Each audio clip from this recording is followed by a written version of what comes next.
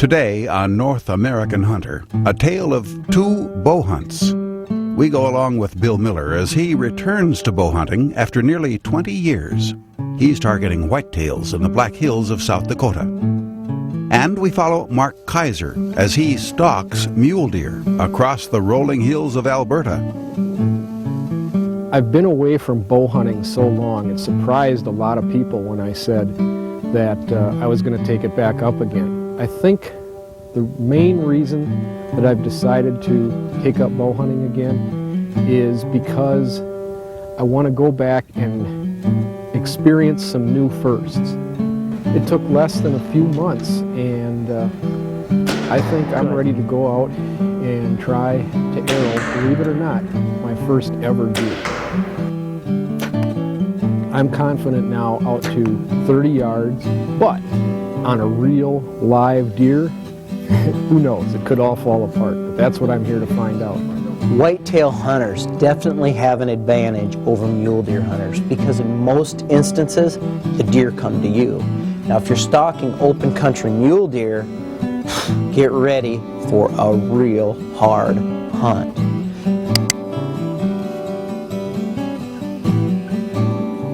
In fact, you might just want to second guess your decision to hunt deer because you're going to be covering a lot of ground.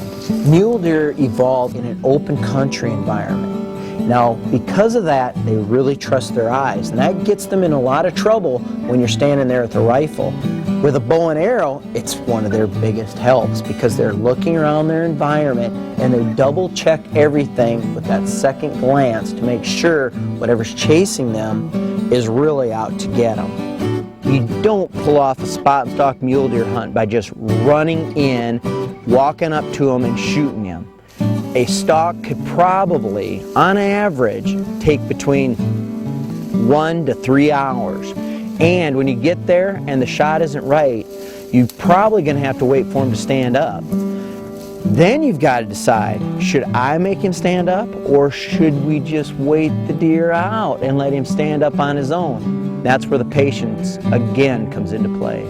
If you can pull these three elements together, good terrain, having a little bit of cover noise and obviously the wind in your favor, and use all the patience you have, you should be able to pull off a successful mule deer stalk in good country in a 3 to 5 day hunt.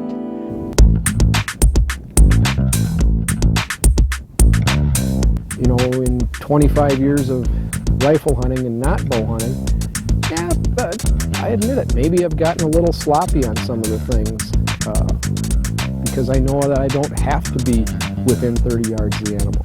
Now that's all going to change.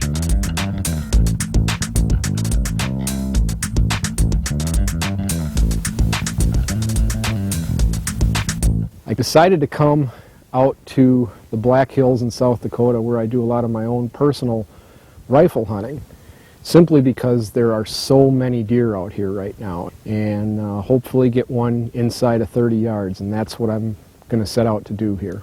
The spot we picked for this morning was pretty much based on the results we saw in the cuttybacks. We saw that deer had been moving into this bedding area at about 9 o'clock in the morning, and we would be able to get in there after daylight, but still hopefully well ahead of the deer.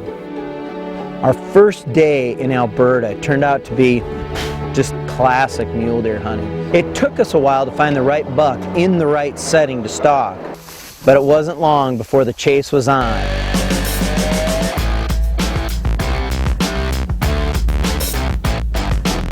We had spotted a big muley up under a shady little brush tree.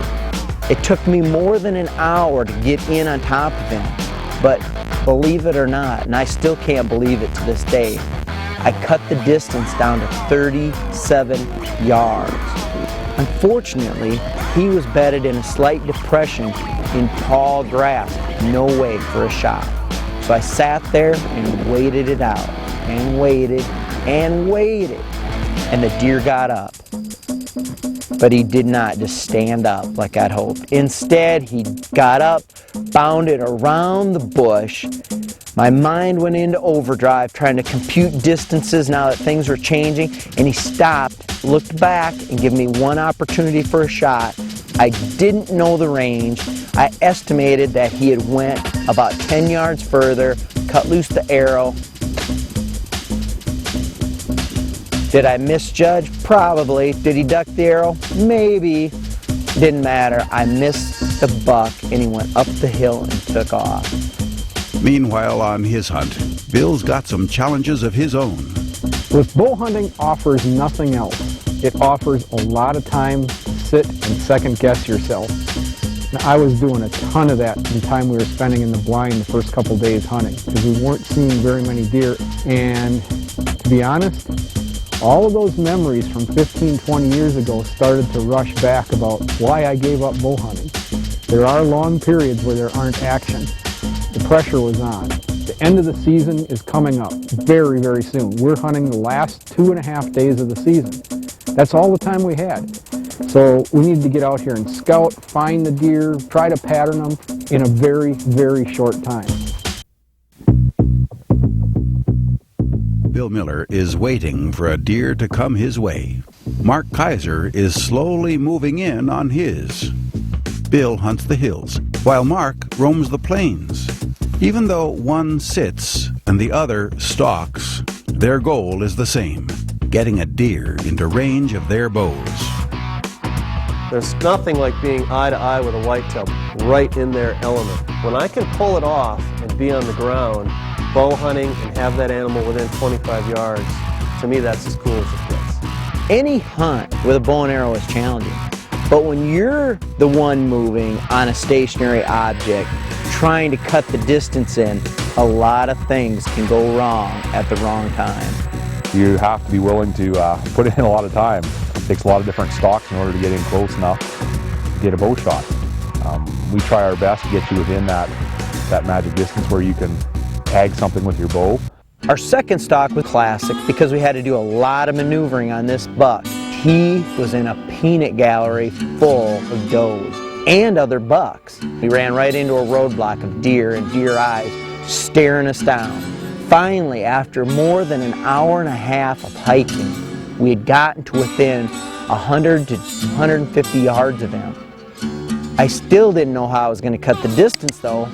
A storm was coming in fast, rolling off the front range of the Rockies. So I knew I had to just cowboy up and go, and that's what I did. I kicked off my shoes, went down to my bare socks, and just hauled across the prairie to get to that buck. Now, across the hill from me was guide Mark Cooper, and he knew if he positioned himself on the far side, could give me hand directions, it would not only speed up the stalk, but put me into a precise position to get the shot.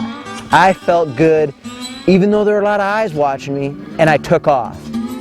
Would you believe it? Those deer, all of them, including about 8 or 9 bucks, let me walk right by them. Within 100 to 120 yards, Mark was still giving me directions that the deer was right in front of me.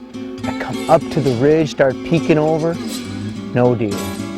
Edged up a little further, peeked over, no deer. He had gotten up and started feeding down the hill. Now that wasn't all bad. Rangefinder said 30 yards, I got ready to draw, and it was like an explosion of deer with a nuclear force, and his nerves couldn't take it. I tell you what, my luck on mule deer was not getting any better. Now it's Bill's turn to try his luck. The end of the season is coming up. It's going to be the last day, December 31st, and going to be my last chance to bow hunt this year. We only had 2.5 days to hunt. The vantage point of that tree stand offered an opportunity, obviously, to see in close where the deer were going to be when I'd be able to get ready and take the shot, but it also offered a vista across the valley on the hill above my cabin. There's an opportunity I see in bow hunting to go back and be an excited kid all over again, to experience the first deer with the bow.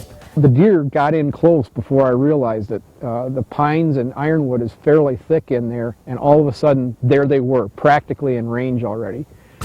But they're so used to coming into that bedding area, and the wind was perfect for the situation. They had no idea that I was up in the tree. So it gave me time to get my bow in my hand, get the arrow knocked, get the release on the string. And then they started moving, feeding into the wind, which was perfect, moving along just fine. Slowly made the turn. Then the big doe got behind a pine tree, and I thought, perfect, my opportunity to draw. So I came to draw.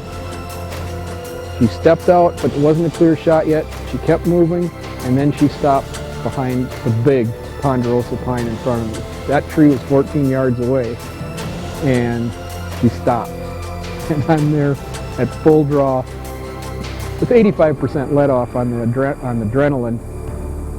It isn't that hard to hold, but when the adrenaline's racing inside of you and that deer is there, it gets tough. I held as long as I could. She wasn't coming out, so I went down to relax draw again. Waited. Finally, she stepped out from behind the tree, and now she was less than 14 yards away. The two deer with her were unconcerned, so she wasn't spooked. I came to full draw, and the arrow went exactly where I needed it to.